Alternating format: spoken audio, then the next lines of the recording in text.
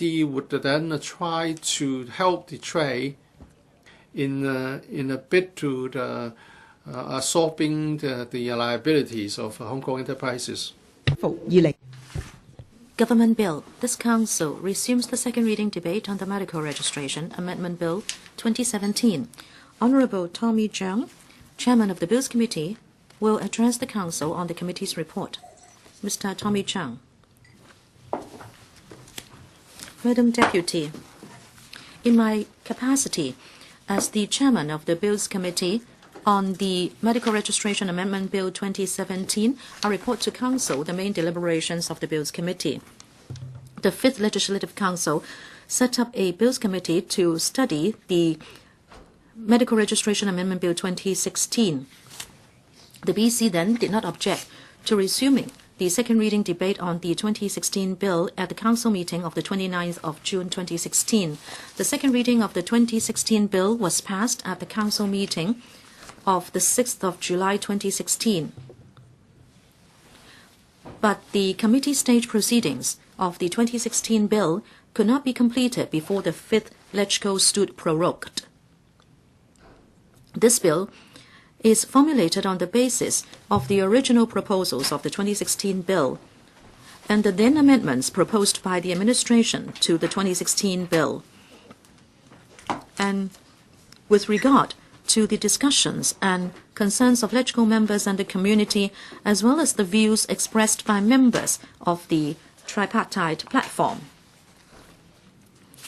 the Bills Committee held 11 meetings with the administration and listened to views from deputations and individuals.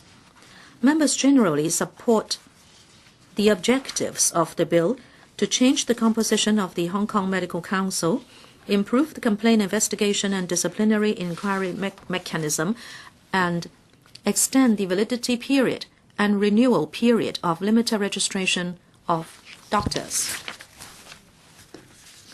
With regard to the composition of the Medical Council, or MC, members support the increase of the number of lay members of the MC from 4 to 8, 3 of whom would be elected by patient organizations, and the remaining one would be nominated by the Consumer Council to enhance the MC's public accountability and credibility.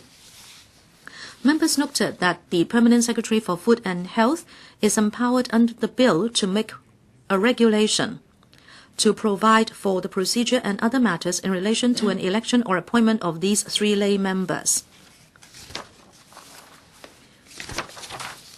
Under the bill, the new regulation would be subject to negative vetting by LegCo. The administration has advised the Bills Committee that it would introduce the new regulation into LegCo within 3 months after the passage of the bill. It is expected that the Medical Council Secretariat will start the election work of the first election within 15 weeks upon the expiry of the scrutiny period of the new regulation. Some members and deputations were concerned about changing the 2 registered medical practitioner members who are currently nominated by the Academy of Medicine and appointed by CE to 2 registered medical practitioner members elected by the Academy of Medicine in accordance with its regulations and procedures. But members noted that how the Academy of Medicine elects the 2 registered medical practitioners to fill the 2 elected seats would be decided by the Academy of Medicine itself. And there have been voices from fellows that these 2 elected seats should be elected by all fellows directly. If this is the case, the registered medical practitioners so elected will need to be accountable to their voters.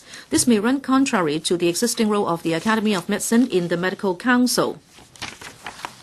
After consideration of the views from members of the Bills Committee and stakeholders, the administration will move amendments to the effect that the 2 existing appointed registered medical practitioner member seats to be nominated by the Academy of Medicine for appointment by CE would remain.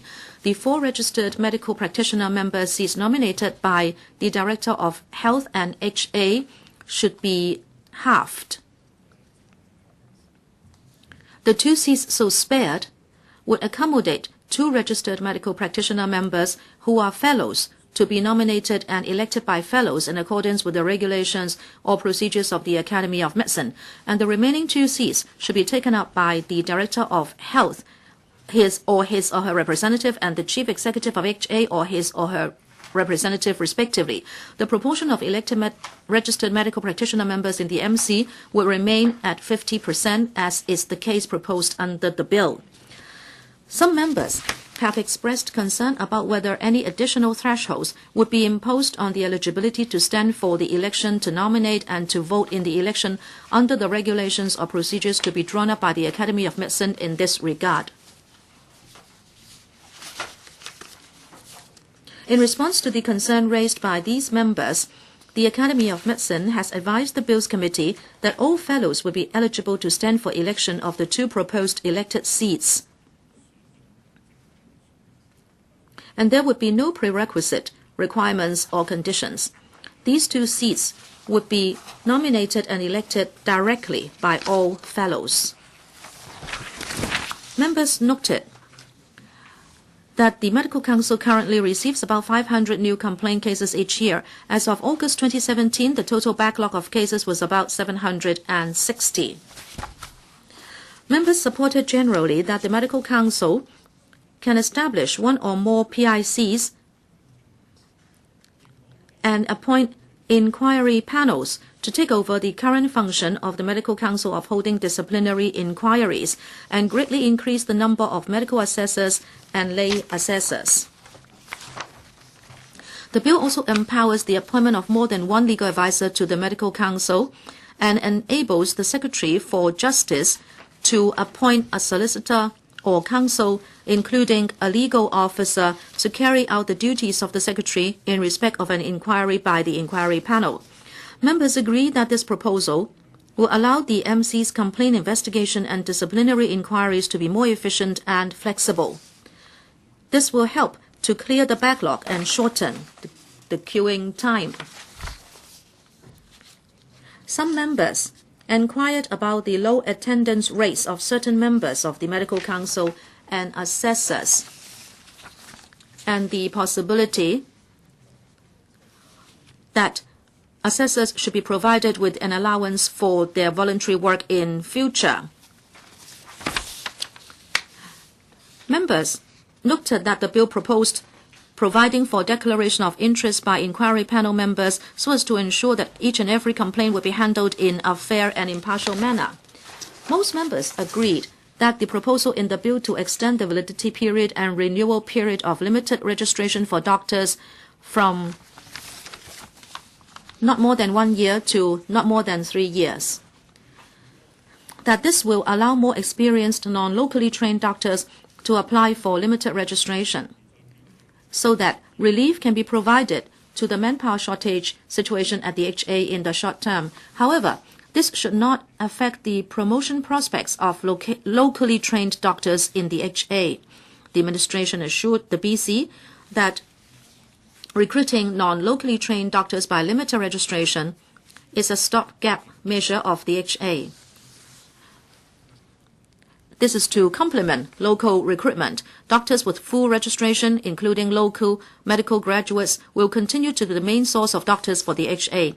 Some members were of the view that since doctors with limited registration who will work in the HA Hong Kong U and CU Hong Kong may take up clinical duties as the job requires, the MC and the relevant institutions must ensure these doctors possess the professional standard for safe practice in Hong Kong so as to safeguard patient safety. In addition, the institutions concerned must closely monitor the work performance of doctors with limited registration and review their suitability for continued appointment as appropriate. Mr. President, after considering the views of the Bills Committee, the administration will move a number of CSAs to the provisions of the bill.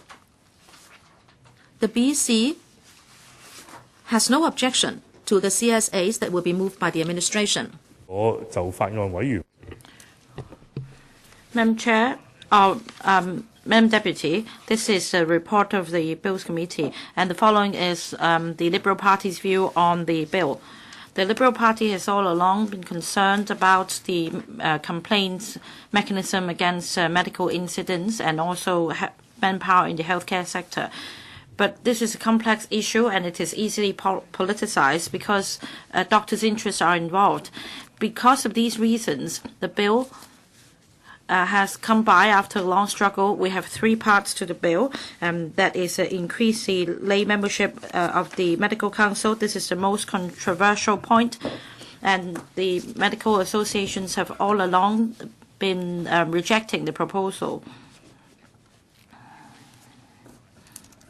so as to maintain the majority in the Medical Council as representatives of doctors in the public and private sector.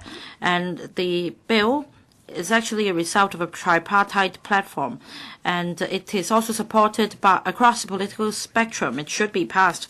In October 2017, Mrs. Carrie Lam, the chief executive, put forward a new proposal to extend an olive branch to doctors. Well, this bill seeks to implement her election manifesto to reduce the social divide, and the Liberal Party supports it. However, even under the new chief executive's policy or the new proposal, doctors would still constitute majority of the composition of the MC. There will be 7 members appointed by or nominated by the major medical organizations, and there will also be doctors nominated by the Department of Health, etc. And although the ratio is now changed from 1/3 to 1/3 from 1/6, the ratio is still on the low side. As for the doctors' shortage in Hong Kong, the issue is still unresolved.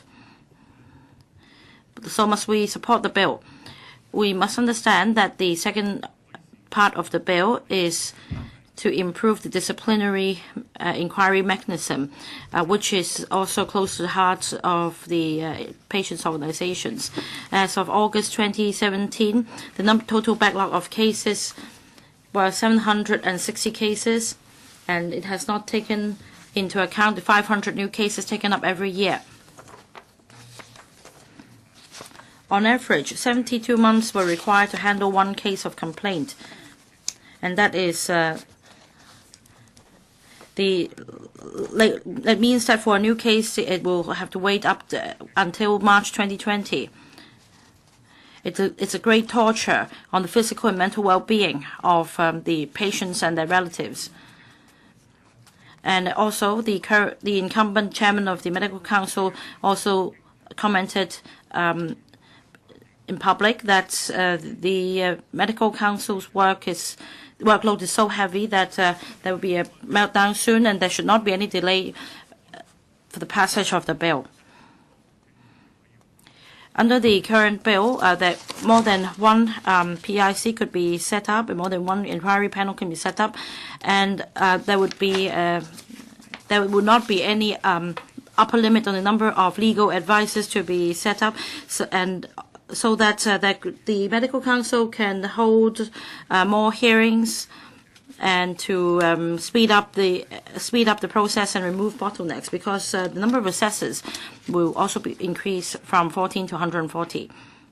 Well, it is already a big leap as far as the patient's interests are concerned. For a decade, the patients have not been able to protect their interests, so this is an improvement. Although this bill is far from perfect, especially regarding the members nominated by the Academy of Medicine, it is clear that the composition will be changed so that there will be more lay members. And under this balancing exercise, we should acknowledge what we can achieve at this stage to safeguard patients' interests. But the third part of the bill relates to limited registration. I would like to take this opportunity to clarify some misconception about this mechanism. For limited registration, it is nothing but a short-term measure to ease the pressure, manpower pressure in the healthcare sector. However, there is a misunderstanding that the measure of extending the period of limited registration from 1 to 3 years is for the purpose of giving the green light for mainland doctors to come to Hong Kong. In fact, under the current legislation, only the Department of Health and the HA and the 2 medical schools of the universities could hire doctors with limited registration. They are required to work in the specified organizations, and in fact, there are fewer than 150 such medical practitioners with limited registration at the moment. It is in the minority. And even if these doctors could take up private patients, the aim should be for the purpose of research or clinical experience, and it will not pose any competition to locally trained doctors. And at the moment, the HA employs non-locally trained medical practitioners with limited registration for this purpose, and the HA upholds the professional standards and the requirements, and only non-locally trained medical practitioners who have passed the interim examination would be hired. This will not open the floodgate for mainland doctors to come to Hong Kong, because there is no corresponding qualifications framework applicable. As a result, medical practitioners trained in the mainland will not be able to practice in Hong Kong through this avenue. As I understand, even in the UK, for children of local parents who have gone to receive medical training overseas, they need to also follow this mechanism. So, in fact, in this year's budget, the Financial Secretary also referred to the graduates from the medical colleges in Hong Kong, and he guarantees that there will be jobs for every one of them. If the bill is passed, there will be a relaxation to the limited registration approach to ease the pressure in Hong Kong.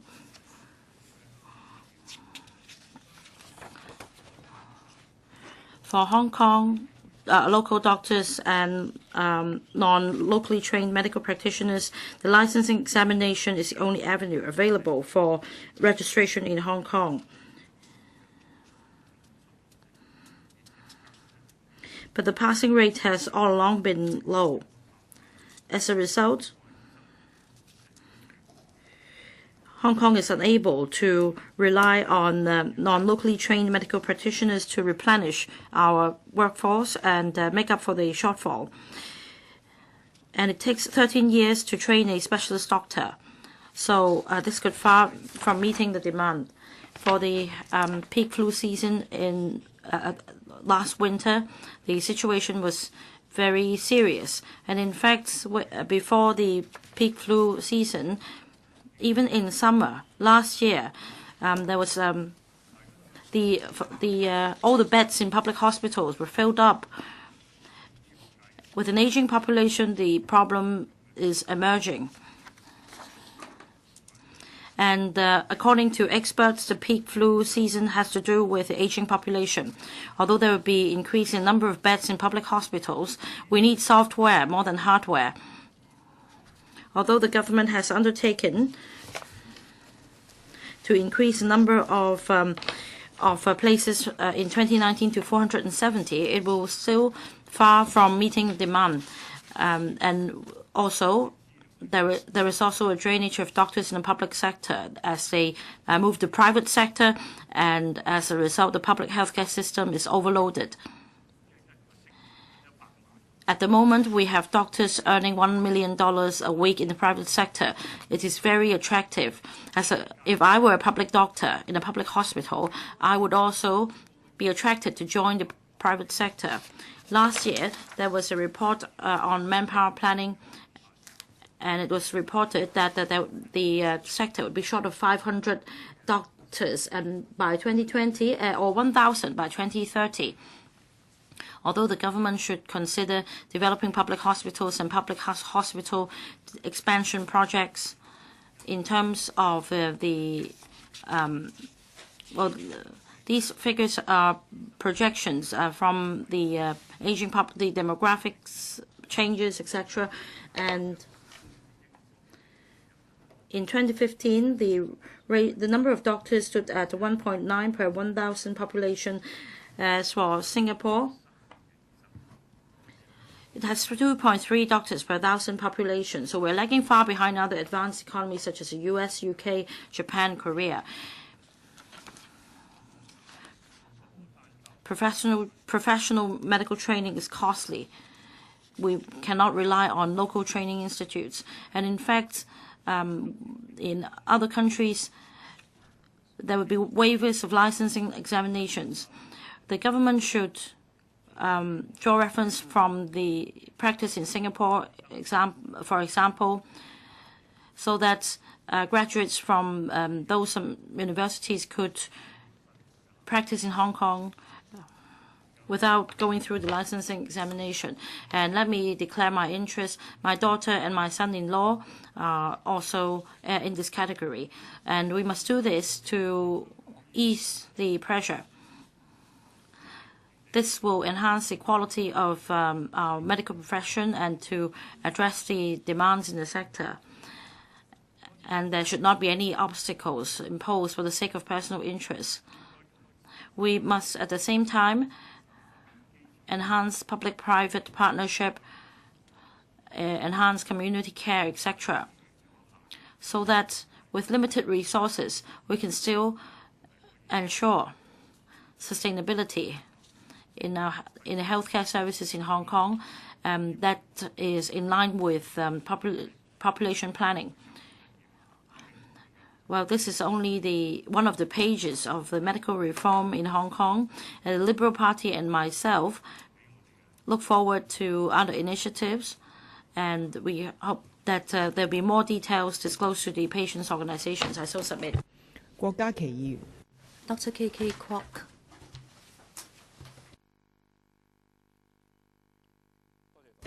Thank you, Madam Deputy.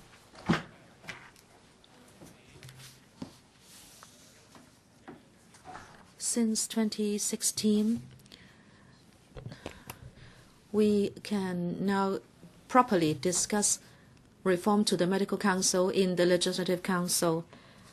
I really feel that had we known about this present situation, why would we have done what we did? In 2016, when the bill was first moved, it was not very controversial. It was said that we should quicken the disciplinary inquiry of the MC so backlog can be cleared as soon as possible. It also talked about giving more resources to the MC and to have more than one legal advisor. Those were not controversial topics. The biggest controversy was that in the amendment bill,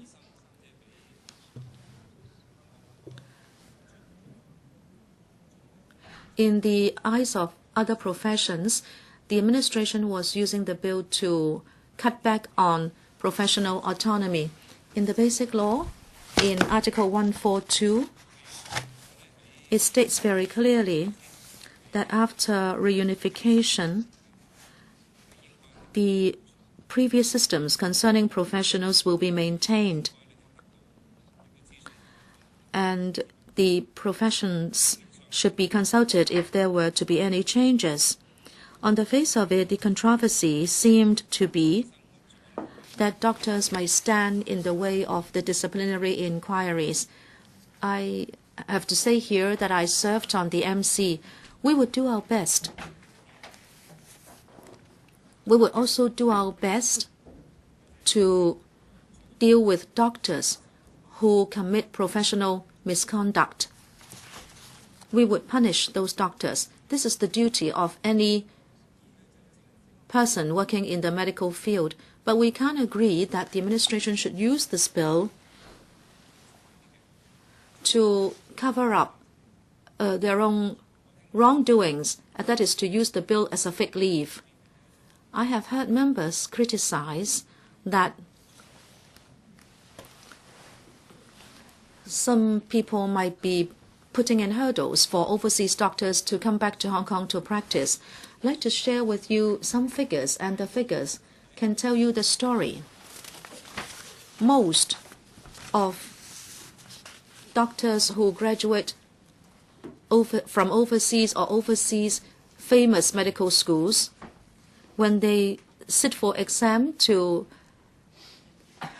get qualification, I would say that it's not difficult. Take the 2012 qualification exam, 100% for Australia, 24% for the UK, and then the second part, English proficiency, apart from mainland, which is 92%, is 100% for all other countries.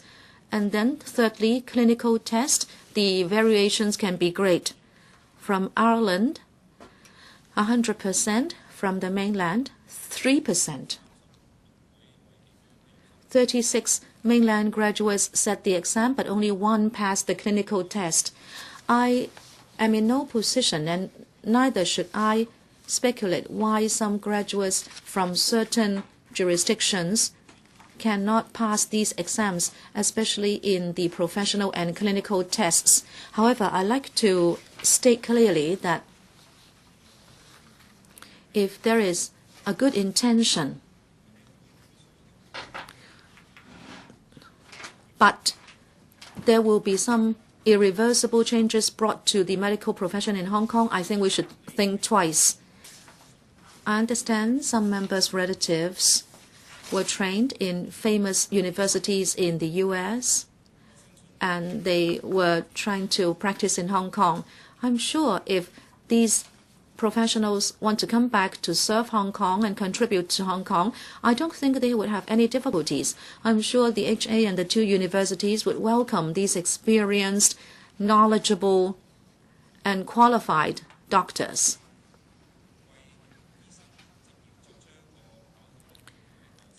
Well, doctors have to sit for an examination before they can practice in Hong Kong. That is not anything new. Under the WTO framework, we should find a fair and just channel for professional graduates of different countries to sit examinations in an open manner so that they can gain qualification for practicing in Hong Kong. And let us look at local graduates.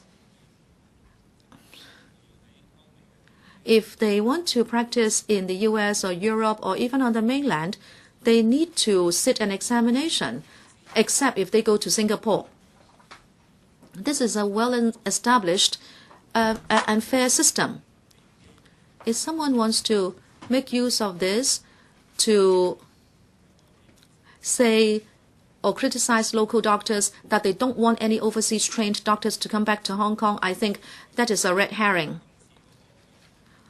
Let me now turn to the present reform to see whether it can really turn the MC into a more efficient organization to give play to professional autonomy.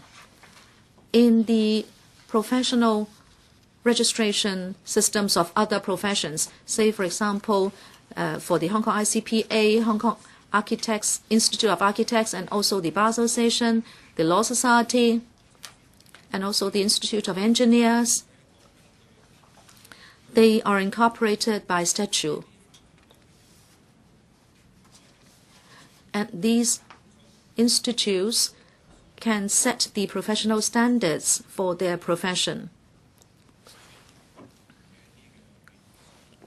They also have to deal with complaints and also conduct disciplinary inquiries. However, they are different from the MC in one very strong aspect.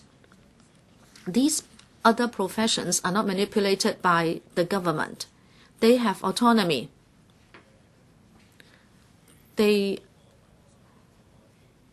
are capable of using fair elections. But of course, the Law Society has allowed proxies, for example, and that may be controversial, but I believe other professional bodies return their board members by one man, one vote. For the MC, there was this view, and that includes my own, hoping that the administration would return professional autonomy to the MC. Why do we say that? If you look at previous cases, many convicted medical persons work in the public sector. Say, for example, the famous cases attending the Prince of Wales Hospital, the Queen Elizabeth Hospital, and other cases relating to public hospitals. It is unfortunate that those reprimanded or punished are frontline nurses, doctors, or allied professionals. Some people asked, shouldn't they be held accountable? Well, you know that in Hong Kong,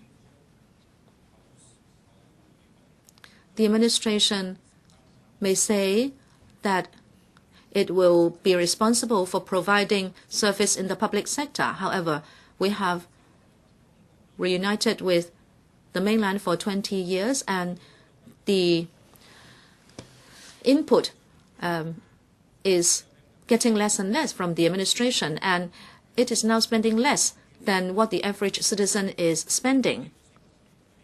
But the staff are made to bear the pressure, and those who bear the most pressure are the frontline nurses, doctors, and the allied professionals.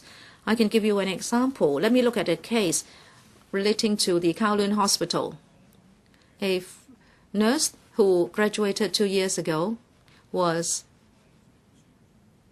asked to become the ward in charge on a certain day. I don't want to go into the details, but from this point you would understand that a nurse who has graduated for just 2 years is made to be the ward in charge. Well, she did not ask for it, of course, and it had nothing to do with her, but this is because of the lack of resources. Many frontline staff are made to stand on the front line in order to act as the most effective gatekeepers, but very often in unfortunate events they become the guinea pigs.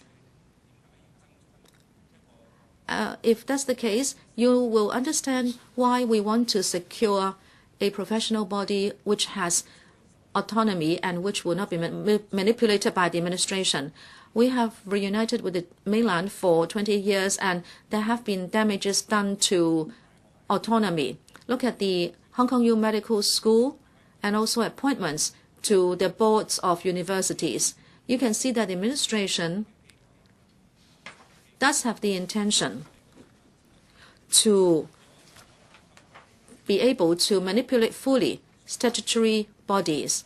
You may say that the present CE is very different from the then CE CY Leung.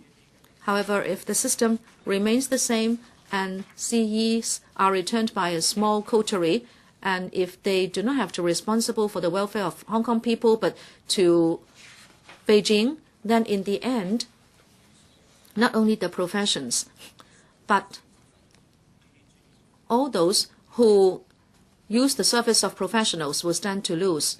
Let me give you an example. After 2003, because of financial constraints, the administration has not been hiring fresh medical graduates, and it has actually cut down on the number of places in the 2 medical schools. Did the administration consider what kind of people we would need when we further develop our medical delivery system? Of course not. The administration was only thinking about how they could explain away their refusal to put in more resources. They just stopped hiring doctors.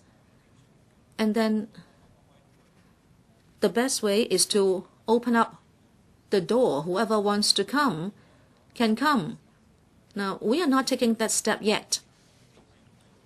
For the time being, I can't see the present term of government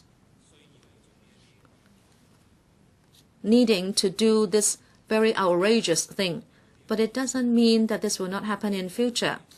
When the administration resorts to financial constraints in order to claw back the number of training places or even positions of doctors and nurses and allied professionals, would they again pull the same fig leaf? Who will stand to lose? The public must be clear about this. If Hong Kong is to have sustainable development without the manipulation of the administration, the professions, including the medical profession, need a transparent system. So the registration can still be maintained at a certain standard. Patients, of course, have their own choice.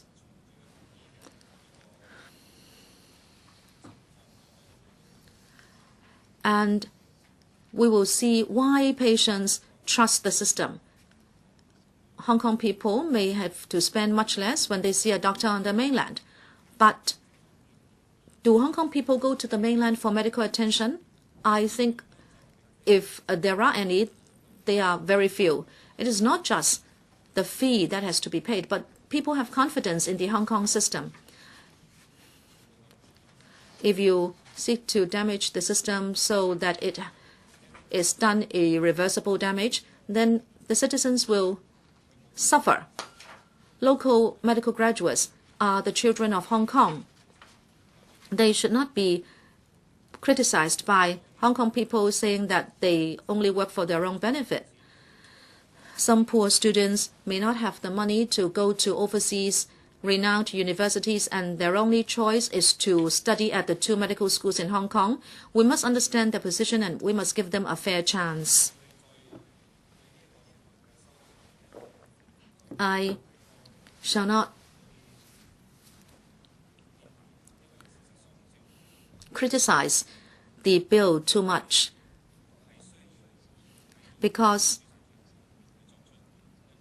we do need to reform the medical registration ordinance. However, to me, my worry is that in the end, professional autonomy will be dealt a greater blow. We just can't see the way forward. When we can't even give autonomy to the medical profession, what about Hong Kong's future?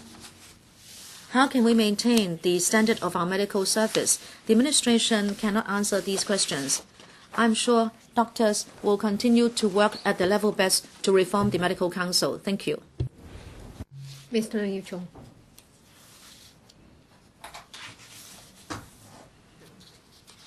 Madam Deputy, the reform of MCHK has been under heated discussion for over 2 years. We have now reached the end.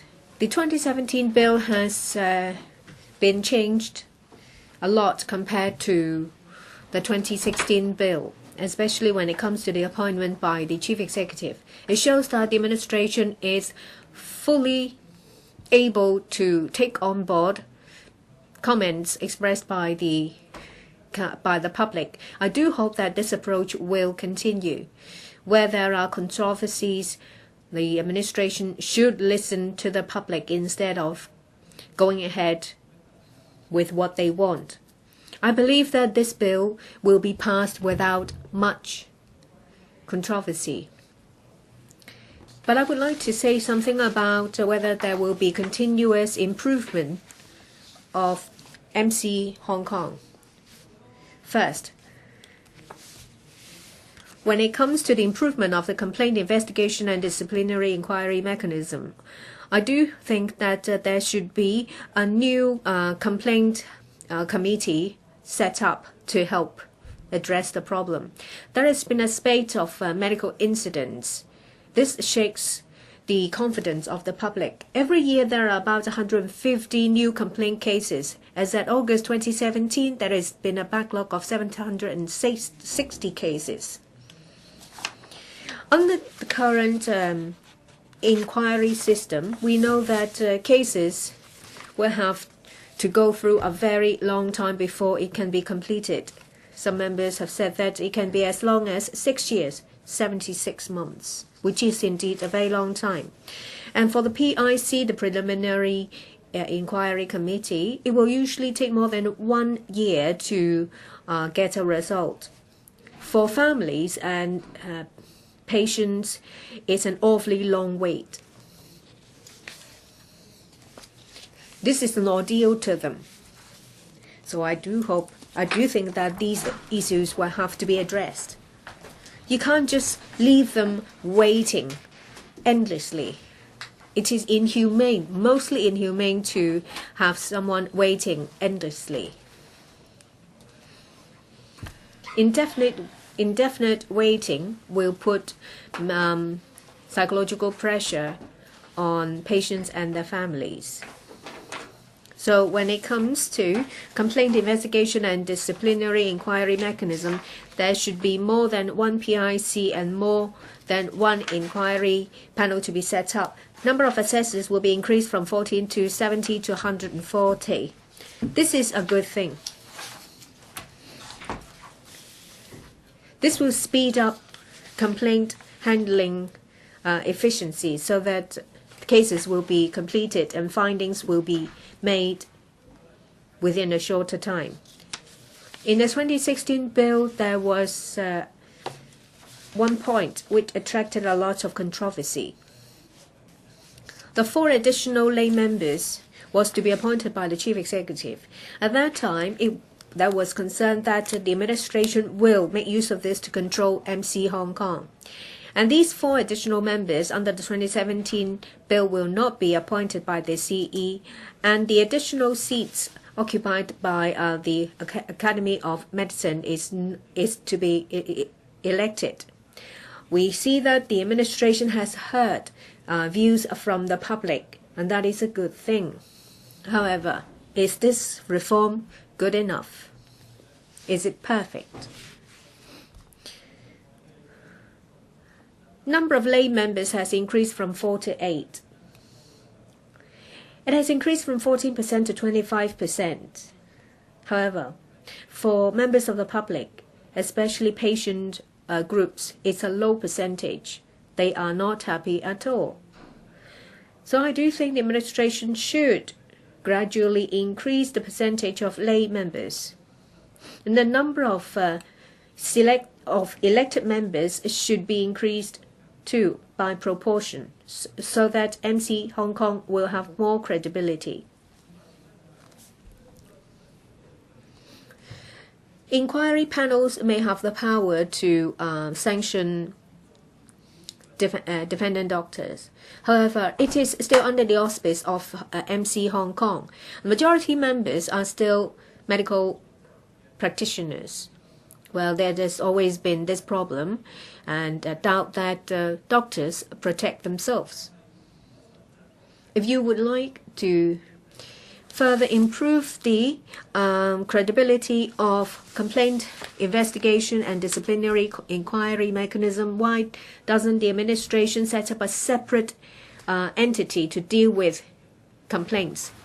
Well, there was a survey done in 2016 by Hong Kong U. 1,000 people have been interviewed. 68% of the respondents are in support of a separate inquiry body, whereas 70% of the respondents opposed to it.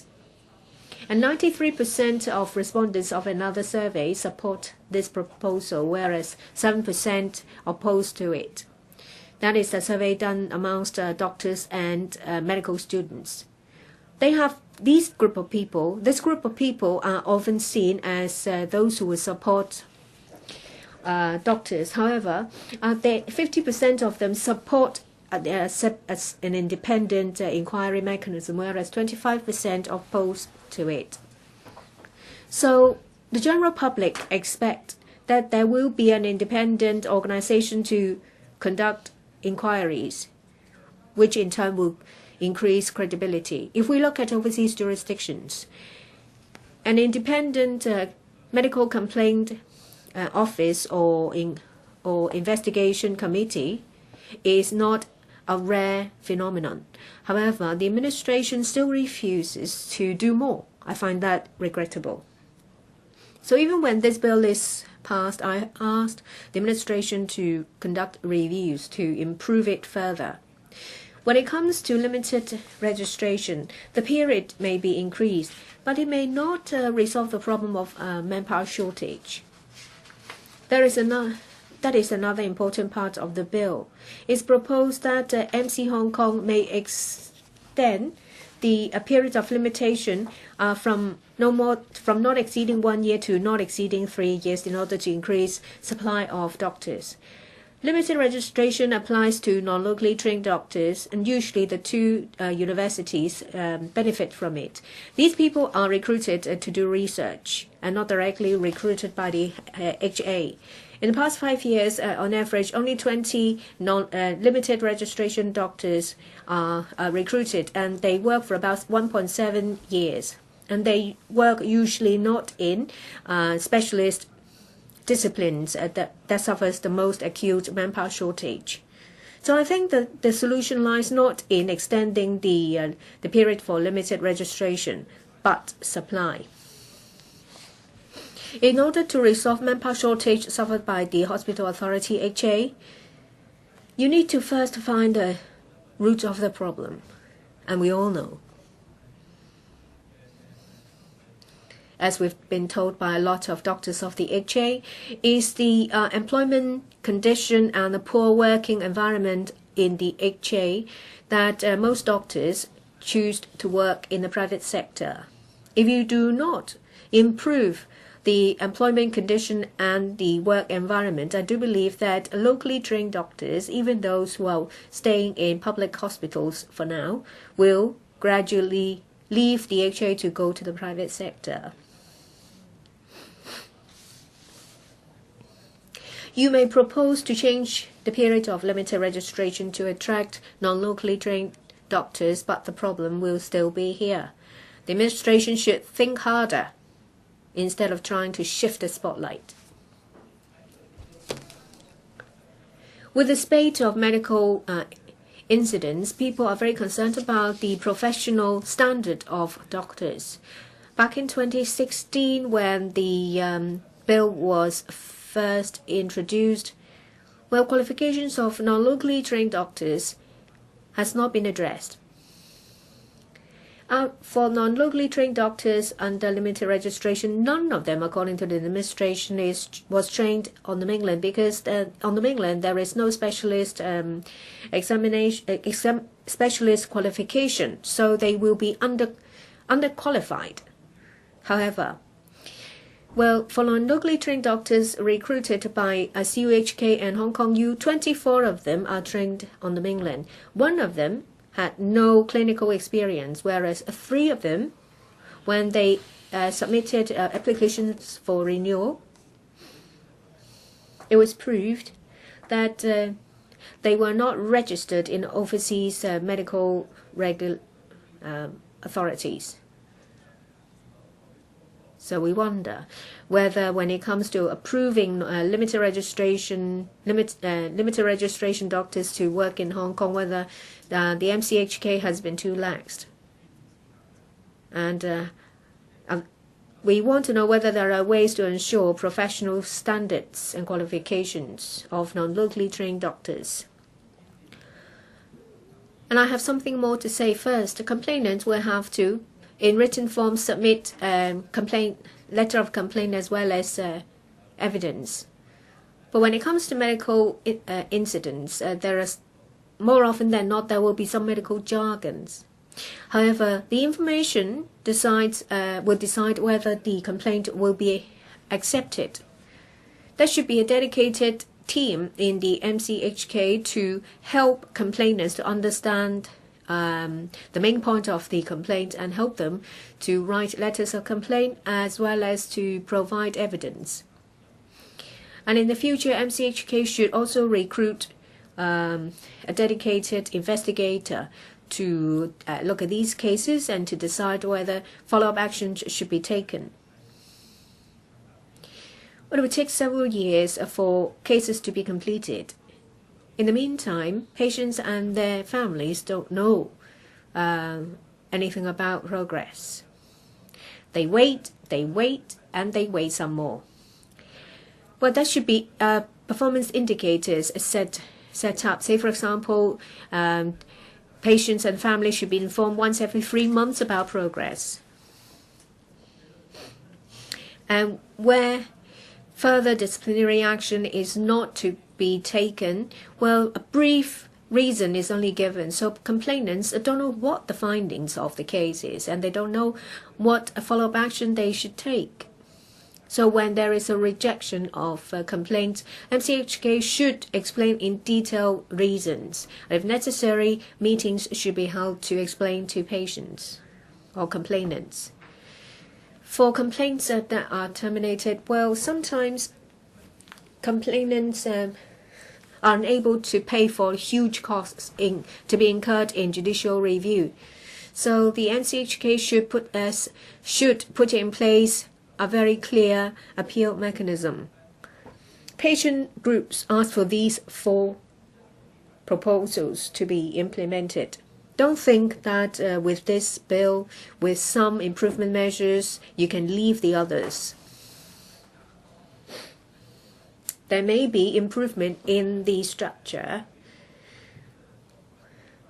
There may be change in the number of members and the composition of MCHK, but there are still a lot of issues related to complainants and those related to the system. They have not been addressed. I do hope that in future reviews they will be reviewed. Otherwise, complainants may not be able to effectively lodge complaints to seek justice. I know that a lot of patients and their families don't want to seek compensation or punishment of the medical practitioners. They just want justice. So it is very important to make complainants understand reasons behind decisions. So that should be done. I so submit. Thank you. 李國麟議 So, Professor Joseph Lee. Thank you, Madam Deputy. In the last term, this bill was not passed because of filibustering. Now, this bill has floated again in this term of government, and since no other member has indicated they wish to speak, I must therefore press a button to speak first so as to wait for other members to come back. The discussion of this bill should not end so early. Well, this is a rather pragmatic discussion on the operation of the Medical Council as far as this bill is concerned. Well, in this chamber, everything is about politics. But, well, be it the bill floated in the last term or this term of government, this bill is about composition of the Medical Council, composition of the inquiry panels, and also limited registration requirement. These are so-called technical amendments, but why is it that there are different political interpretations to these amendments? There were wide repercussions in the last term. If we go to Cap 161, the Medical Council is empowered to fulfill 2 functions.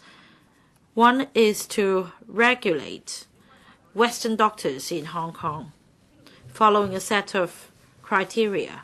But how does this set of criteria come by? There is a discussion on whether we should take a top-down approach or a bottom-up approach when we set standards.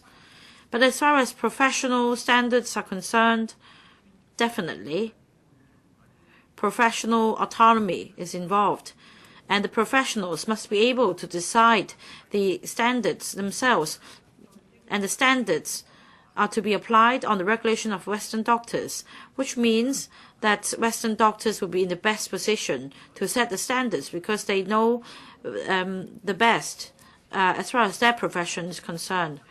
And then, according to the powers conferred by the ordinance, the Medical Council will set standards to regulate the clinical practice of Western doctors, their conduct, and other related matters. The other function is this, as mentioned by Mr. Leung Yiu-chung, and I'll come to that in a moment. This is about sanctioning. If it is perceived that these standards are not met and there is misconduct, the doctor concerned will be sanctioned. And we have a civic society in Hong Kong, and everyone can lodge a complaint. For example, Madam Deputy, I may say that my microphone is not loud enough and I can lodge a complaint. So every citizen in Hong Kong can lodge a complaint. This is a rather outdated piece of legislation. After passage of the bill, we will be able to deal with the inadequacies and ambiguities in the existing mechanism about complaints against Western doctors. The technical amendments in the bill seek to expedite the handling of complaints in the backlog of cases handled by the PIC and the inquiry panels by increasing the number of assessors from 14 to 140 to expedite the whole procedure. However, are the complaints handled in a fair and impartial manner? Can the complainant seek justice under the mechanism? The bill doesn't address these issues. That is why at the Bills Committee and during the discussion of the last bill and this bill, and even in Mr. Leung Yiu-chung's speech, these grievances are once again aired. But the point is, this bill empowers the Medical Council to handle complaints, and sanctioning is the most important aspect. It's not just about handling complaints. And about sanctioning, there is a question on whether the complainants will be able to seek justice in a timely manner, in a fair and transparent and impartial process. Well, Secretary, you're not in a position to make any order against the Medical Council because it is a statutory body. The point is whether something can be done so as to speed up the complaint process, so that the complaints will be handled according to standards. Let's say if the standards are not met, if there is a breach of the regulation, a more transparent approach can be taken to reassure the complainants that the complaint has been handled in a fair manner. Well, we need to be objective as well. You propose to increase the size of the Medical Council, but you have not dealt with this point.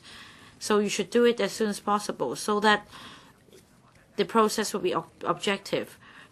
You mustn't tell us that things will be speeded up because there will be 140 instead of 14 assessors, and then the number of cases in the backlog will build up from 700 to 800 very soon.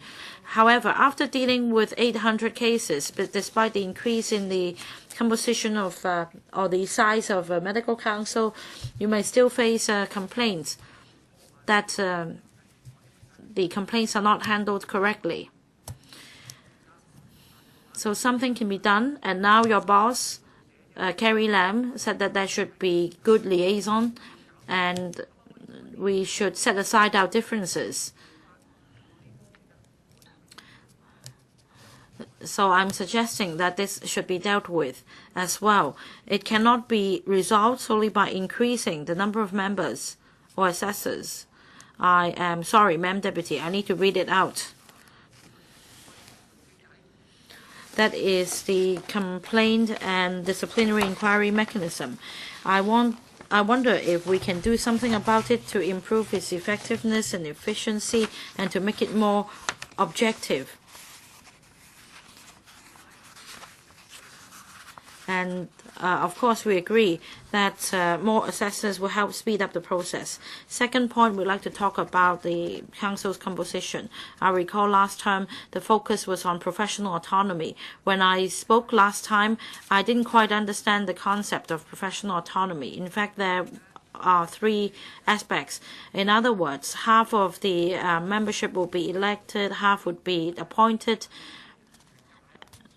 And for medical practitioners as members, they must be elected or nominated by the professional organizations so that we meet the requirements, that it should be reasonable and they should be up to standard.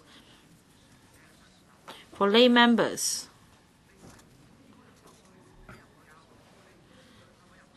they may be appointed by the chief executive,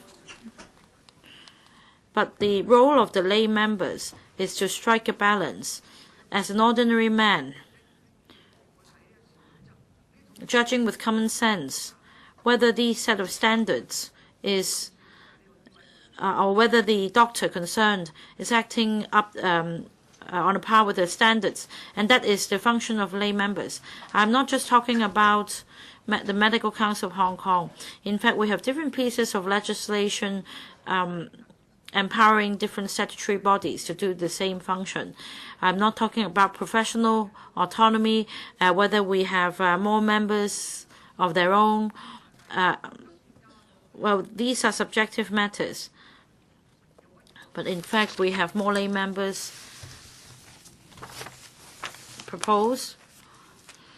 They may be elected or nominated by consumer organizations or other organizations, but they should be of the caliber to decide whether the standards are met, whether they can help fulfill the function of the Medical Council to regulate Western doctors. I do not have strong views on the change in the composition of Medical Council.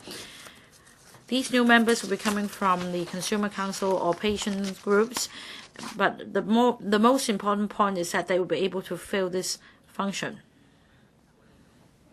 Otherwise, the council will be criticized as a rubber stamp, just like the criticisms that we have occasionally. Now, about the composition of the Medical Council and also complaint handling and disciplinary action mechanism, we agree with the changes. But at the same time, I also hope that the Secretary would consider my suggestions. As for other points, Mr. Tommy Zhang, a long time ago, submitted the private bill on the limited registration arrangement. The government then included it as part of the government's bill. Well, I do not have strong views on that, but my understanding of Cap 161 on limited registration is this. The mechanism is put in place so that medical practitioners from overseas, international experts, will be able to provide service in Hong Kong whilst waiting to get the license. They may take up special duties in the public hospitals, etc. Well, about introducing non-locally trained medical practitioners under the limited registration mechanism, I don't think this can be done. Well, sometimes I hear this in a discussion. Even if the length of registration is extended from 1 to 3 years, the so-called overseas experts who are licensed elsewhere can make use of this mechanism to not only provide not only to practice in Hong Kong, but also to teach, to also take up clinical duties in Hong Kong, so that their professional knowledge can benefit our patients. More importantly, I think it is good that the registration period will be extended from 1 year to 3 years, because they can familiarize themselves with the environment in Hong Kong. It's not for them to make money in Hong Kong. It is to give time for them to consider whether to take the licensing examination to become a Western doctor and practice in Hong Kong. If these experts take up teaching and consultancy duties in Hong Kong within the limited registration period, they can, but they cannot practice in Hong Kong as a medical practitioner. Otherwise, we'll be breaching the law.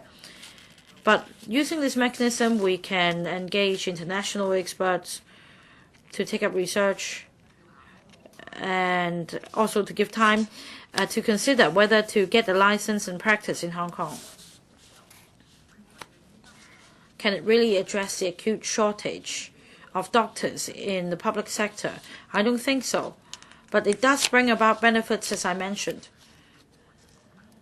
So, Secretary, you should remind the HA or the universities, if they're minded to engage experienced experts to work in Hong Kong, they should be providing service in this arena. Well, otherwise, they could take examinations. There are 3 examinations a year, but the examination is often criticized for having very low passing rate. I support the amendments. I support the amendment bill, and I also think the public should understand the objective of the bill, and the Medical Council is fulfilling its duty in accordance with the law. Well, I have about a minute left, and I need to gain some political brownie points. Well, in fact, apart from the Medical Council, we have the Nursing Council of Hong Kong adopting the same mechanism. Many years ago, 6 seats were directly elected. It was all written in. It was implemented. It is in black and white, but it hasn't been implemented. Well, Secretary, please don't wait 20 more years. If it could be implemented so swiftly, please consider the 6 directly elected seats proposal for the Nursing Council. Because we are in a civic society, resources should be allocated to the Department of Health or the Nursing Council so that these 6 seats will be made available as soon as possible for direct election, instead of only having about a dozen members sitting on the council because they face very heavy workload. So allow me to digress a bit. Apart from Medical Council, please consider doing something about the 6 supposedly directly elected seats in Nursing Council. We've been talking about it for over a decade. Please do this as well. Thank you. Mr. Ben Chan. Thank you, Madam Deputy. Today, we are looking at the Medical Registration Amendment Bill 2017. I remember we had the Medical Registration Amendment Bill 2016, meaning the bill was for 2016, but now it is 2017. Why is that so? It is because at second reading, and also CSA, our member in the last session, filibustered, and there were other problems. So the entire matter was dragged on, and in the end, it was terminated midway. We have always supported doctors. The MC is criticized about covering up for doctors and that it is not transparent. This is not good for the image of doctors. And there is not enough legitimacy for doctors in the hearts and minds of patients. I was listening to Dr. K.K. Kwok, and then I was reading the placard in front of him, and it read, "We support doctors, we protect patients, and Hong Kong needs to be healthy." We support that slogan. However, it was not borne out in his speech. Well, I can summarize his speech like this. He was of the view that patient organizations were viewed as the mouthpiece of the administration for dealing a blow to professional autonomy, that there would not be any protection for the medical system. And he implied that even today, he found that something could not be swallowed. Well, I can't really imagine how a member from the industry or sector could be so blind as to the benefits of patients. During the time we scrutinized the 2016 bill, there was a lot of misleading information that was spread around. It was said that the 4 lay members would be manipulated by the CE, but in fact, 3 of those would be elected by patient organizations, and the remaining 1 would be a representative of the Consumer Council, and the CE would only appoint these members. In other words, the CE would not reject whoever was elected. And then somebody played up the point. Then the administration said, okay, fine, the CE will not appoint them and they would just be elected. Well, that was only a minor point.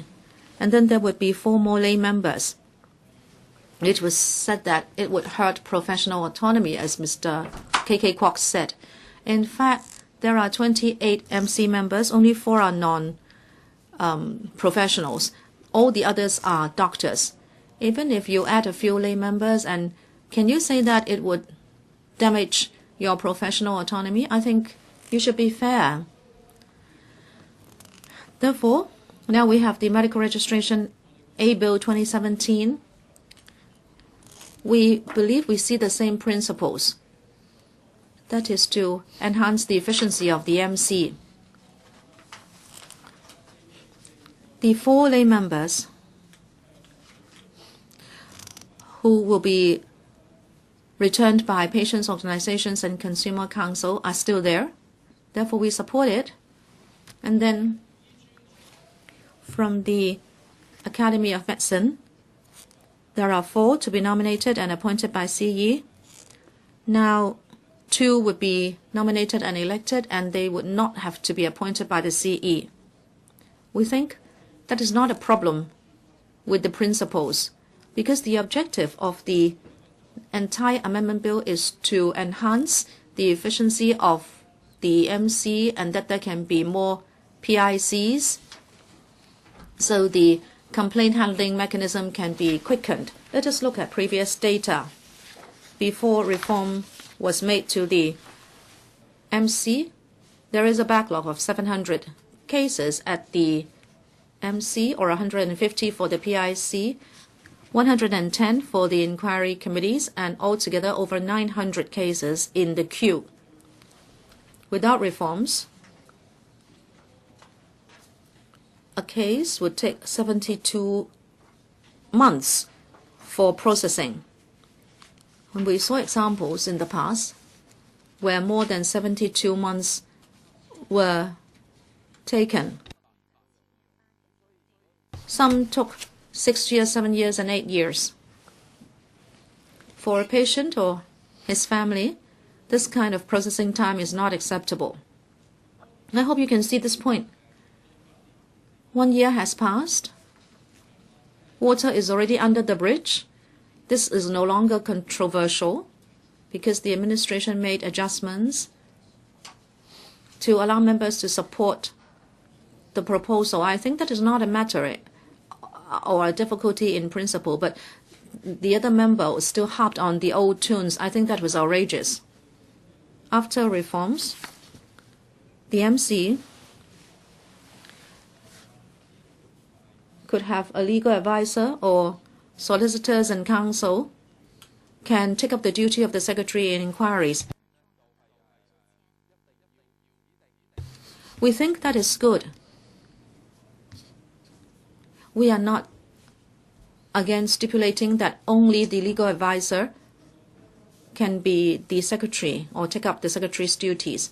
And also, if there are more lay members, the MC would be able to see things from more angles. That is important, and therefore we think it is impossible to oppose to the bill, because it is important to patients and it is also important for the image of doctors. Why would that be something bad? And then again, there was some misleading information saying that with the reform done to the MC, there will be the introduction of a lot of mainland doctors into Hong Kong. Let us look at the figures. We can't see that within the system of HA, it hired mainland doctors in the past. In the HA, As at 2017, how many overseas doctors were there? 20 from the UK, 10 from New Zealand, Australia, 1 from the US, 3 from Canada, altogether 34, none from the mainland. So how come when the limited registration will be extended from 1 year to 3 years, then there will be the introduction of many mainland doctors?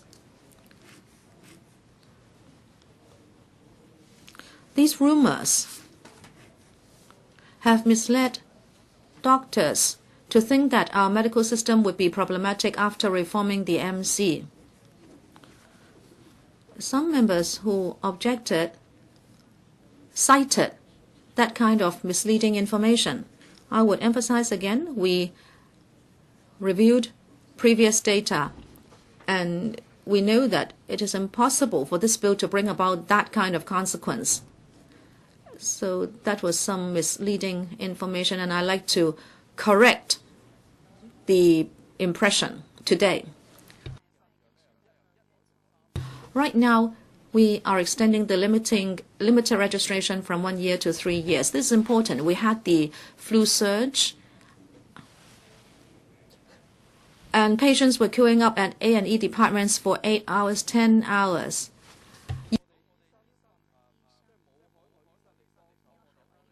If no overseas doctors come to help, and if local doctors don't want to work at the HA, and in the short term we can't find enough doctors, is that something good? Last year, had we been able to pass the bill, and these doctors would have been given 3-year contracts, and we might just have had enough doctors to take care of the recent flu surge. It was regrettable, therefore, that we did not pass the bill last year. It's good that the bill is before us again.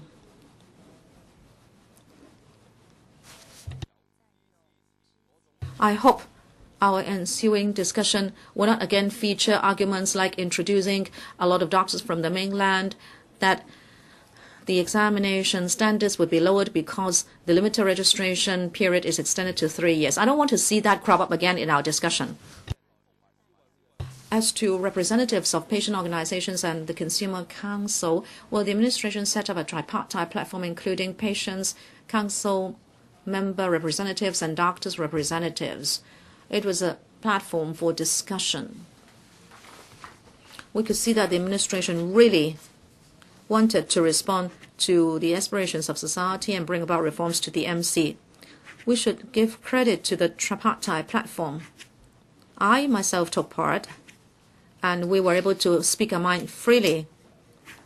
Doctors were expressing their views, and patients' organizations also expressed their views. And council members also took part. After tripartite discussion, now we have achieved a consensus. I can't see major changes. Well, only changes in the details. And the bill can be supported. I believe it's something good for the public. Next, we have this aspiration. When the MC handles complaints in the future, we hope it can quicken the process. Right now,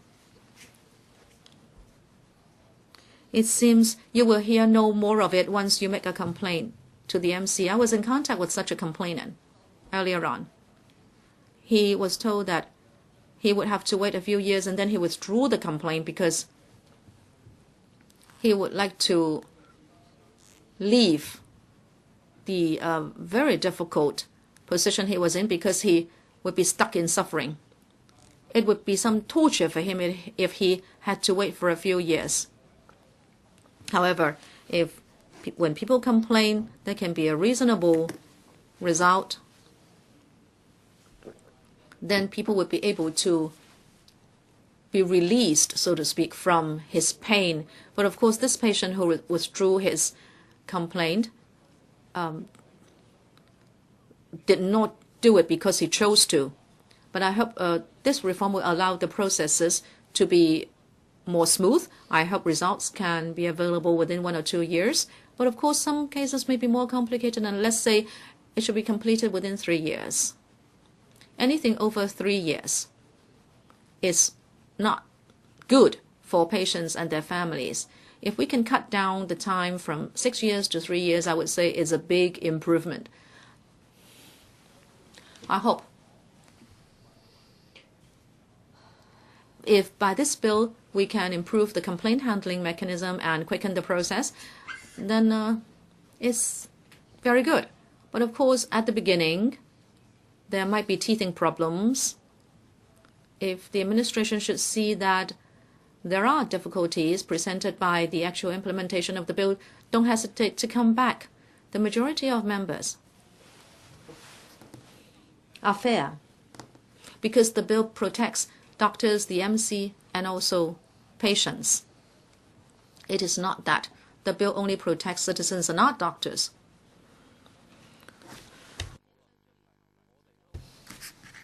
While we scrutinize the bill, we also support doctors, we support Hong Kong people, we also support health for Hong Kong.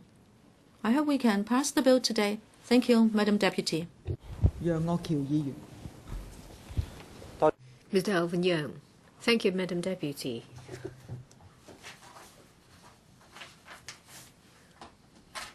I'm not going to make long speeches. I just want to share with you my observations, and that is also for the record as well. I am the head of the Civic Party, and I can clearly tell you that we will all vote in the same way to support this bill. The 2016 bill indeed caused a lot of controversy. The medical sector, patient groups, and members of the public expressed a lot of concerns. Not all of them are founded. However, where there is smoke, there is a fire. And legislators and the administration have the duty to explain why there is a need to introduce these amendments.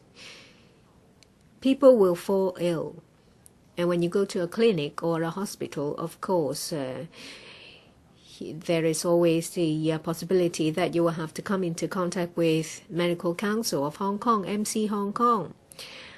There is a serious backlog of the MCHK, and each year the number of cases increased by 500. Of course, Hong Kong people hope that the composition of MCHK will be fairer and more transparent. 2 years ago, the 2016 bill was filibustered and it did not pass. Pan-Democrats perform our duties to monitor the administration. With efforts coming from different fronts, the 2017 bill is slightly improved and everyone finds it acceptable. Whether it is the percentage of lay participation as well or the composition of MCHK, it's more satisfactory than before. The 2 seats vacated by DOH and the Academy of Medicine will be elected. This is not ideal. Well, of course, we would like to see more democratization of the Academy of Medicine. Currently, there are 7,000 members in the Hong Kong Academy of Medicine. They are the elites of Hong Kong, and of course, people expect them to deal with the cases impartially. Well, the most ideal way is to have the 2 seats elected by the 13,000 registered doctors in Hong Kong.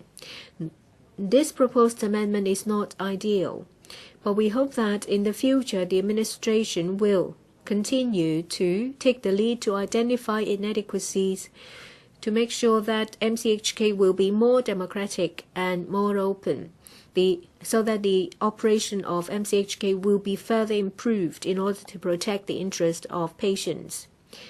Mr. Dennis Kwok will speak from the perspective of doctors. Mr. Dennis Kwok, Madam Deputy, like the leader of the Civic Party just said, our party will support the Medical Registration Amendment Bill 2017. Secretary, you may recall that the last time the bill appeared in this council, there was a lot of controversies. I support the reform because I understand that there are a lot of complaints against doctors, and there is a long-standing backlog.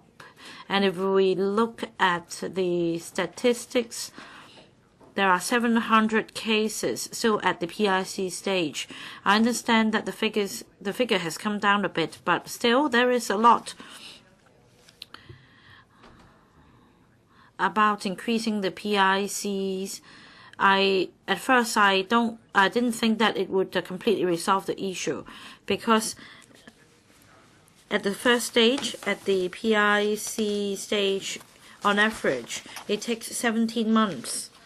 This is totally unacceptable. According to the case law in Hong Kong, at the PIC stage, the only decision to be made is whether there is a prima facie case in the complaint. Let's say if there is a complaint and if the doctor concerned is not even named, then the complaint can be dismissed. Or perhaps if the complaint is really frivolous and groundless, then at the first stage, the PIC, according to the current legislation and the case law, can easily deal with such complaints. And definitely, not every case requires 17 months of processing. And that is why at the PIC stage, the complaint is to be dealt with by chairman and deputy chairman. And it is unreasonable for a case to take so long to go through that stage. And the current situation exactly shows us that the chairman and deputy chairman of the PIC do not understand that, in fact, it doesn't take so long for a case to go through the first stage. And that is why when we talk about the long processing time at the PIC, that is because probably records will have to be obtained from hospitals and clinics, etc. I understand that, but I am not convinced that this is the reason why it takes 17 months for a case to be dealt with by the PIC. On the other hand, I wonder whether it's because the chairman and deputy chairman are so busy, such that they do not have time to deal with the cases at the PIC stage. This is a possible reason. When we talked about the UK healthcare reform, it was a very deep reform.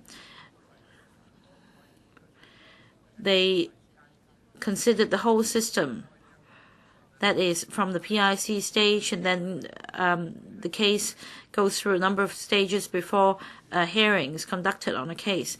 They wonder if the process is too complex, and chairman and deputy chairman somehow lose focus at the PIC stage.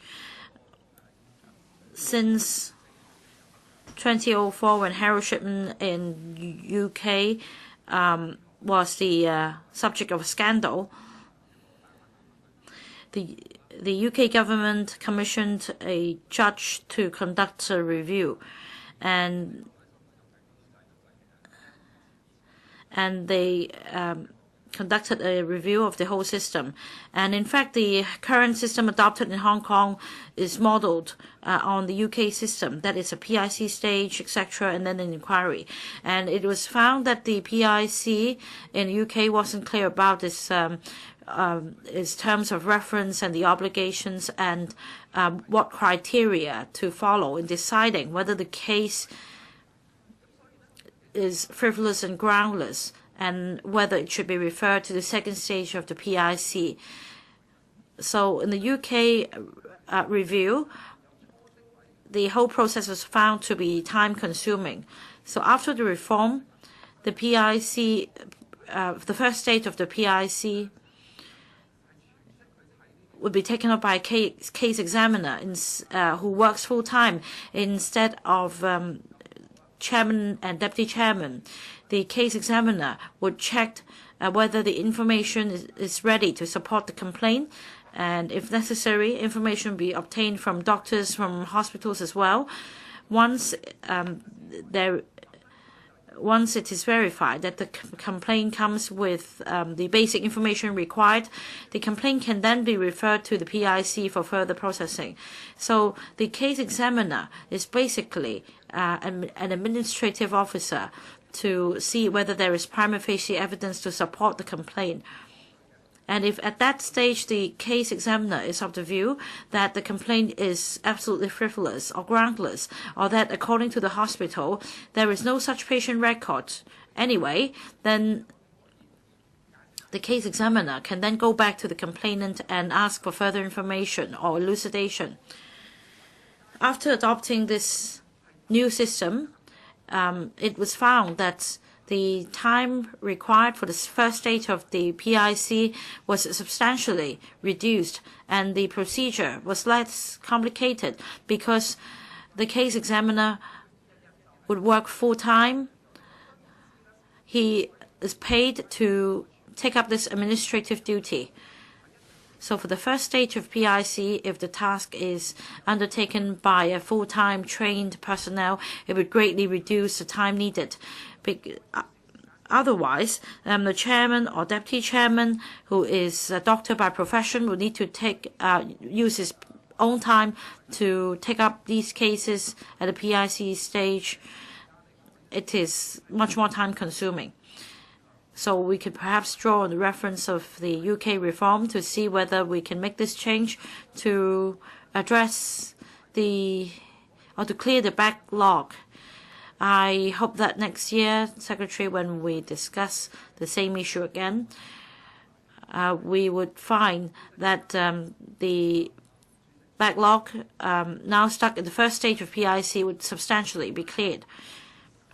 Madam Deputy, the greatest problem now has to do with the time frame.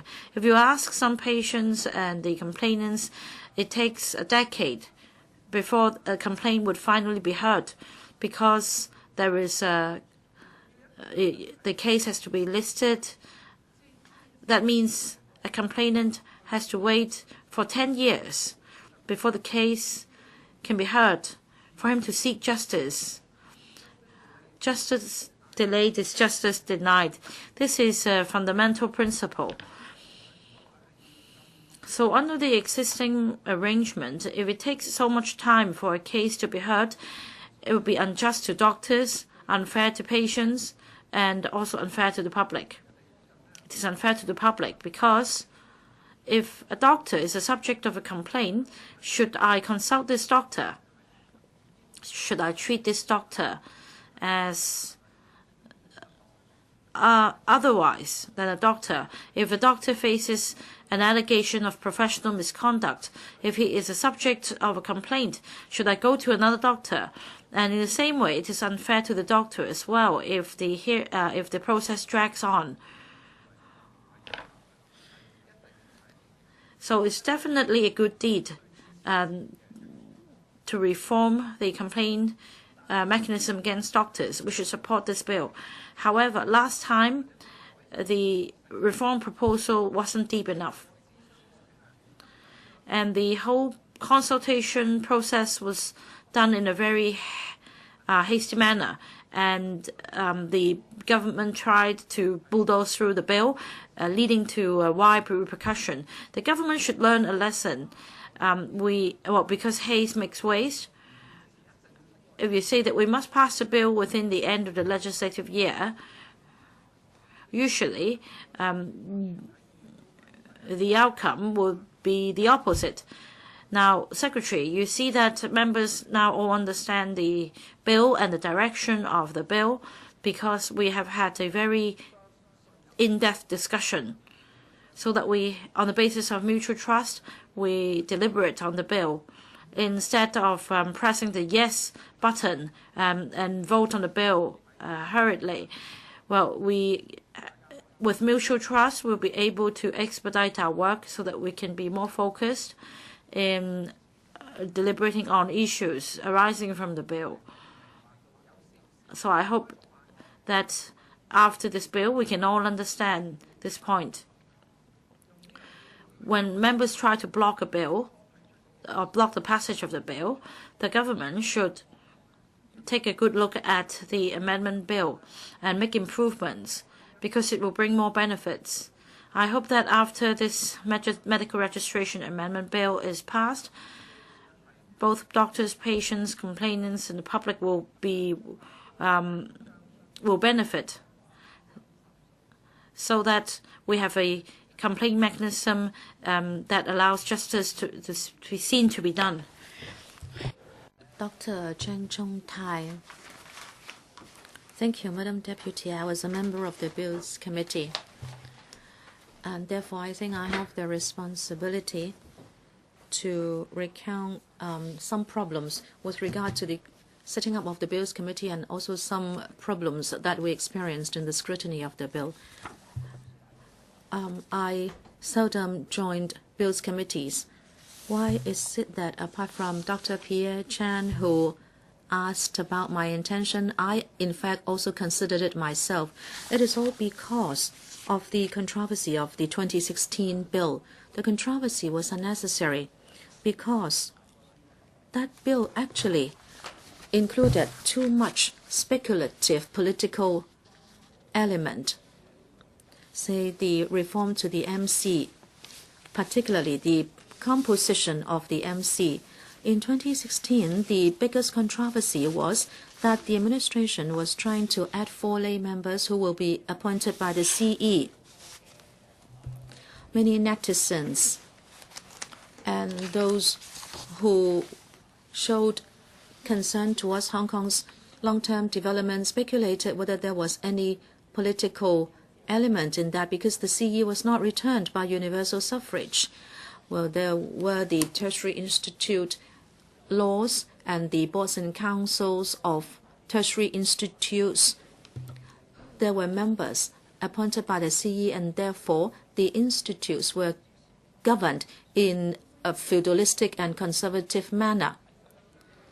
Therefore, when we discussed the 2016 bill, the focus was about the composition of the MC, particularly the 4 lay members who would be appointed by the CE.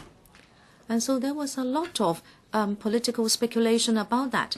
And then come 2017 and the present bill. It's fortunate that now we faced up to this point, and the administration returned the entire discussion to the right direction, meaning that the 4 lay members, as emphasized by the administration right from the start, would not be appointed by the CE. When this was raised, it didn't mean that members did not speak up to voice opposition against it, because we all wanted to enhance the transparency of the MC through this reform, meaning that when transparency was enhanced, it would be more efficient and effective in responding to the queries raised by patients and their families with regard to medical mishaps. At that stage, it was said that the CE would not appoint these members, so there were no political queries. But why were still there concerns? It is because at the very beginning, with regard to the appointment of doctors or selection of doctors, there were divergent views, particularly among the 24 members. How should the medical association reps be elected to the MC? And concern was also shown towards the 2 Hong Kong AM members, and perhaps the administration would be able to exercise power over that And so they would become part of the group that could be controlled by the administration. So in the end, there would not be any balance in the resultant composition, meaning that there could be balanced participation of 3 different groups, meaning patients and their families, doctors, and then hospitals. And then after the summer recess, we don't know what happened. Maybe it was because Carrie Lam came to the position of CE. And then the administration said that they could concede on that front, that the 2 members from the Hong Kong AM could be elected according to the AM's rules and regulations. My position is that on the face of it, it was a concession. But if you stand on the side of patients, they would still have this query or worry. The so-called Hong Kong AM election might not be an election with wide representation. It might just be like before, that people would still be controlling the election results because they could control different turfs in the profession. And then there was another query. Apart from the 24 members, there would be 8 others who would be lay members. 4 would be appointed by CE, 3 elected by patient organizations, and 1 nominated by the Consumer Council. Especially with regard to patients' organizations, we did not really discuss that in detail. The so-called elections, how would that be conducted? I have not heard any specifics about that. And there were comments saying that the patient organizations might not be brought in to reform the MC totally. And maybe some patient organizations could be pro-establishment in nature. Pardon me for using that word. To me, I would say that if you had spent so much time to reform the MC, why don't you do it more comprehensively? And number 3, I come to the biggest controversy attending the 2017 bill. And that is, after the bill is passed, will there be any changes to the registration system of doctors? And as some members were talking about, it is about limited registration. This is also why the 2016 bill was controversial, because people may speculate that perhaps through this reform, the administration might do something about the qualifying examination, the validity period of registration, that it would be extended to 3 years, so that the relatively more stringent assessment of overseas doctors could be relaxed because of this reform. If we look at it from this direction, the reform of the MC will be like a sugar-coated toxin. In other words, the devil is in the details, and in that local doctors might stand to lose in future registration attempts. There was a lot of controversy about this point, but still this is not resolved. We must face up to this loophole of limited registration. The HA may engage overseas doctors, but then they might resort to different standards, so there would not be a uniform arrangement. And then Hong Kong EU and CU Hong Kong, when they employ doctors to be professors, they may have their own monitoring and assessment process. But perhaps these professors will also have to do frontline and clinical work. However, if that would change according to this bill, then they might stand to gain compared to locally trained doctors. Is that going to happen? I think the bill has not resolved this point. And that is why still today there are people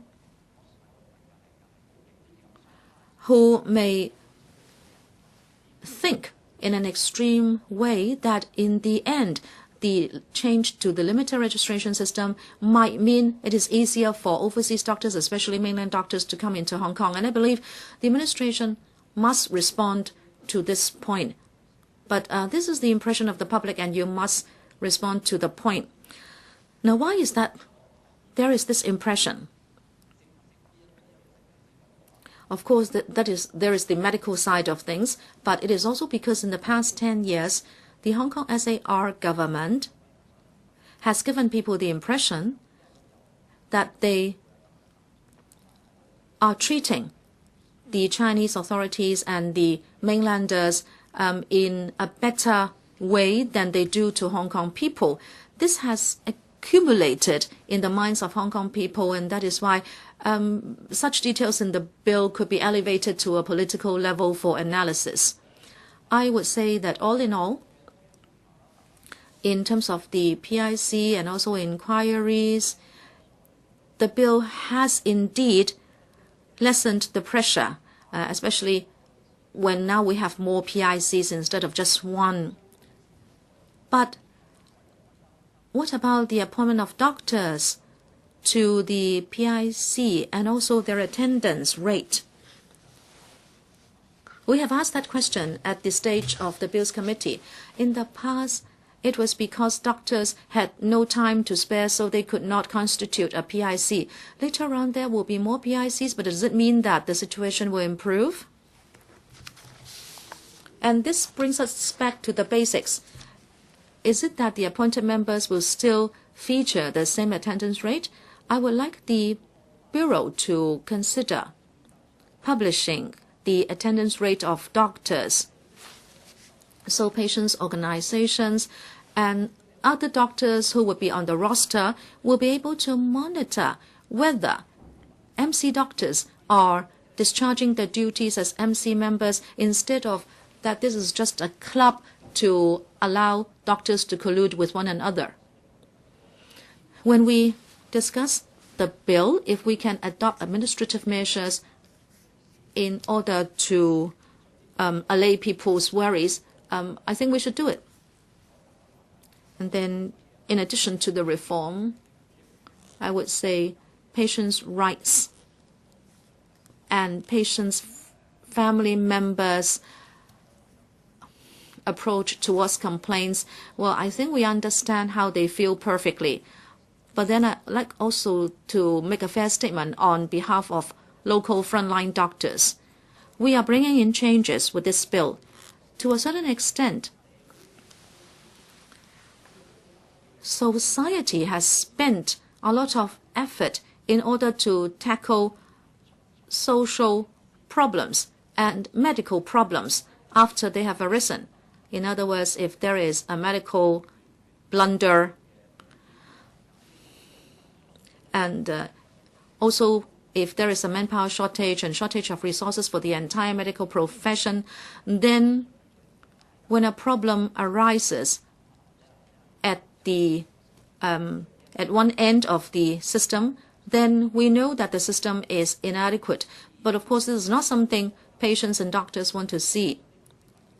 If the bill is passed today, still we have not resolved the fundamental problem of our system, and that is a lack of resources. Look at the budget this year. The administration has the money, but it doesn't know how to spend it. Why don't you increase the recurrent expenditure for medical services to the tune of $10 billion and then another $10 billion instead of putting money in a future fund? If we do not resolve the problem of resources, and then we will never have enough local doctors. We are not training up enough local doctors, and this is going to be a vicious cycle. When a problem happens, the doctor would be scolded, hospitals would be scolded, and the patient and his family suffer. I therefore hope that through the reform in this bill, we can focus on two fundamental issues. One, funding for medical services. We have talked about that for 20, 30 years. And where has the Harvard report gone? Have we discussed whether there should be reform to the entire medical system? And secondly, I am asking this question, and it might get to many people's nerves, and that is separating drug dispensing from doctors' attention. Many countries are doing it, and this can put an end to professional monopoly or medical monopoly, because the drug manufacturers may balance the work of doctors. Why is it that the HA also issues a drug formulary? Why do you still approach Hong Kong's medical delivery in a colonial manner? I hope the improvements in the bill would represent a very small step to protect patient safety, but we need an overhaul of the medical system. I hope you will show some stamina and take a practical look at it. Thank you. 劉淑儀議員。 Mrs. Regina Ip. Thank you, Madam Deputy. I am happy to see the resumption of second reading debate of the 2017 bill. And I do think that it will be passed shortly. You may recall that it used to be a private bill moved by Mr. Domi Zheng. It was amended by the administration and became the 2016 bill. It was introduced in LegCo. It was close to the end of the legislative year. A member filibustered. I understand that public hearings were held during the scrutiny of the bill. A number of points were highlighted. Then they are related to healthcare services in Hong Kong. First, is the excessively long time that is taken to deal with medical blunders. I have heard from representatives and complainants talk about the celebrities, Miss Lau and Mr. Zheng, as well as people that have died as a result of medical blunder. Another problem is shortage of manpower of the hospital authority. I remember that the CEO of the HA came to talk to us, saying that there is a serious shortage of HA, and they said that they would like to be able to recruit more doctors of limited registration with the passage of the bill. There is another controversial point, the composition of the Medical Council. Regrettably, the 2016 bill was not passed. With the new chief executive, I believe that before she was elected and when she was running for the election, she listened to a lot of people about the problem of our healthcare sector. She proposed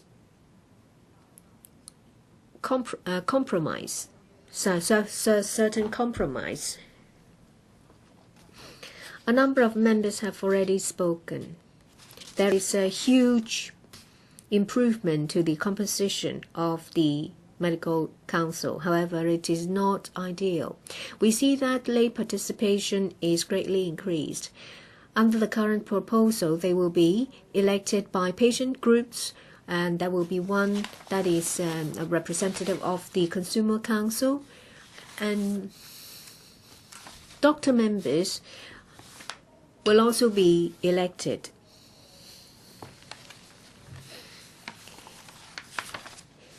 We understand from deliberations that there is actually a lot of misunderstandings in society. They think that extending the period of limited registration, there will be more mainland doctors coming to Hong Kong. And some members have made some very unfair accusations.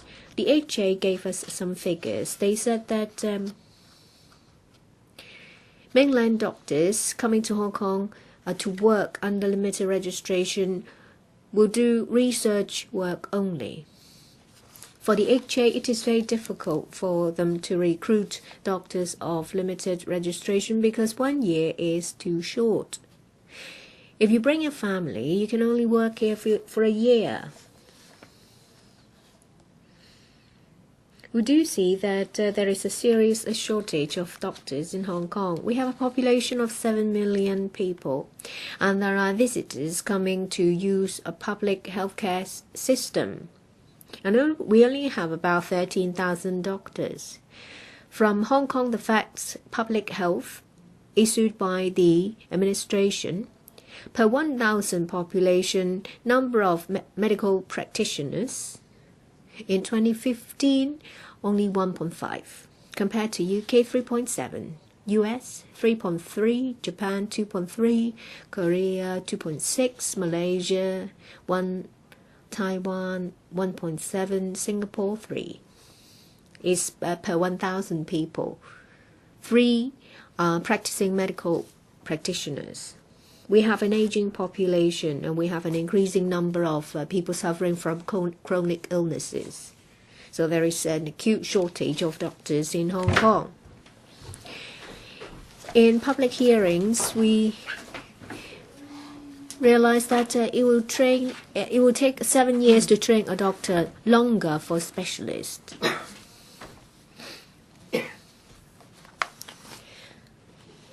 And very often, well, for female doctors, after they've been trained, and sometimes they would change to work part-time or they would quit after they have formed a family. As you can see, especially for specialists, there are more male doctors than female ones.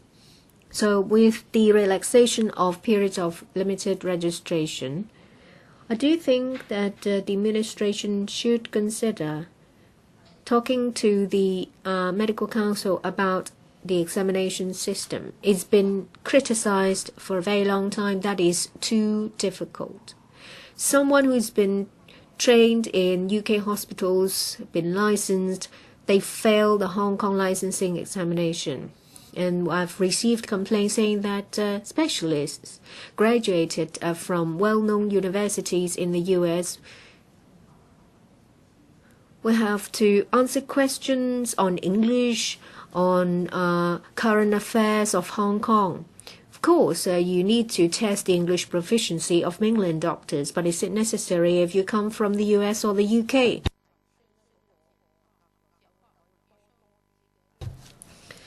So, would you consider trying to make it easier for doctors trained in US or Europe to come to work in Hong Kong? A number of members have mentioned this. The administration has given more resources for more PICs to be set up. Number of assessors will increase. This hopefully will expedite the process. Mr. Dennis Kwok talks about resources and procedures. Perhaps if you mirror the practice of the UK, it will be sped up even further. I'd like to say this to the Secretary. A lot of patient groups approached me. They say that it's not just a long investigation time. They feel that decisions are made by medical experts.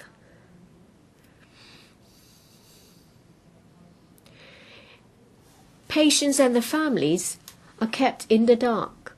They feel that their loved ones die in vain. They have not heard any reasons given by these medical experts, and in the end they just say that, well, this is 1 in a million. No one is to be held responsible. No one has committed any dereliction of duties.